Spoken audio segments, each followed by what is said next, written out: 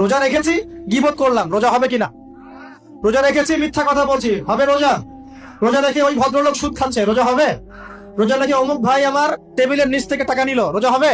রমজান মাসে রোজা রাখার অর্থ হচ্ছে আল্লাহ পাকের সমস্ত কবিরা সগীরা গুনাহ ছেড়ে দেওয়া। রোজা রাখা মানে আমরা অনেকেই মনে করি যে না খেয়ে থাকা আর কি পানি ছেড়ে দেওয়া। অনেকেই মনে করি এটা রোজা মানে আমাকে না খেয়ে থাকতে হবে আর পানি ছেড়ে দেওয়া লাগবে, স্ত্রী সহবাস ছেড়ে দেওয়া লাগবে।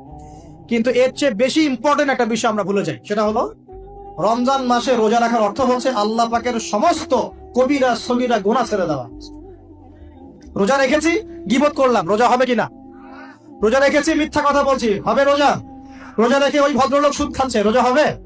রোজা রেখে অমুক ভাই আমার টেবিলের নিচ থেকে টাকা নিল, রোজা হবে? অমুক ভাই মানুষের সম্পদ আত্মসাৎ করে ফেললো, হবে? অমুক বোন বেপরদায় বাইরে বের হয়ে গেল, রোজা হবে? অমুক ভাই মনে করেন ওই যে গার্লফ্রেন্ডের সাথে চলে গেল ডেট করতে, রোজা হবে কিনা? অনেকে পর্নোগ্রাফি দেখছে, রোজা রেখে, রোজা হবে কিনা? এই যে কবিরা গুনাহ যেগুলো আছে, যত রকম কবিরা গুনাহ, এই গুনাহগুলোতে লিপ্ত থাকলে রোজা ভেঙে যায়।